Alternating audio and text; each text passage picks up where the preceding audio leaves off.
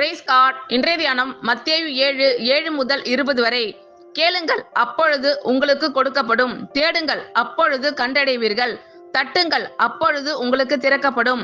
ஏனென்றால் கேட்கிறவன் எவனும் பெற்றுக்கொள்கிறான், தேடுகிறவன் கண்டடைகிறான், தட்டுகிறவனுக்கு திறக்கப்படும். உங்களில் எந்த மனுஷனானாலும் தன்னிடத்தில் அப்பத்தை கேட்கிற தன் மகனுக்கு கல்லை கொடுப்பானா?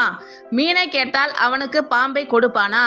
ஆகையால் பொல்லாதவர்களாகிய நீங்கள் உங்கள் பிள்ளைகளுக்கு நல்ல ஈவுகளை கொடுக்க அறிந்திருக்கும் போது, பரலோகத்தில் இருக்கிற உங்கள் பிதா தம்மிடத்தில் வேண்டிக் கொள்ளுகிறவர்களுக்கு நன்மையானவைகளை கொடுப்பது அதிக நிச்சயம் அல்லவா?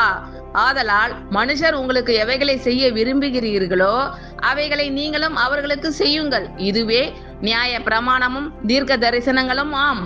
இடுக்கமான வாசல் வழியாய் உட்பிரவேசியுங்கள்.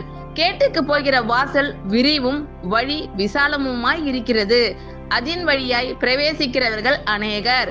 ஜீவனுக்கு போகிற வாசல் இடுக்கமும் வழி நெருக்கமுமாய் இருக்கிறது, அதை கண்டுபிடிக்கிறவர்கள் சிலர்.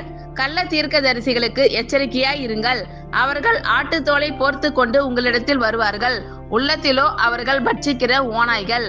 அவர்களுடைய கனிகளினாலே அவர்களை அறிவீர்கள்.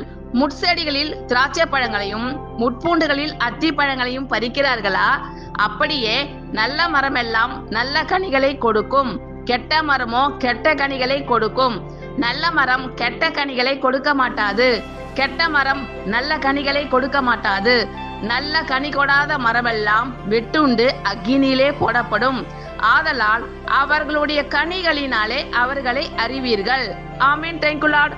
கர்த்தர் உங்கள் அனைவரையும் ஆசீர்வதிப்பாராக. God bless you all.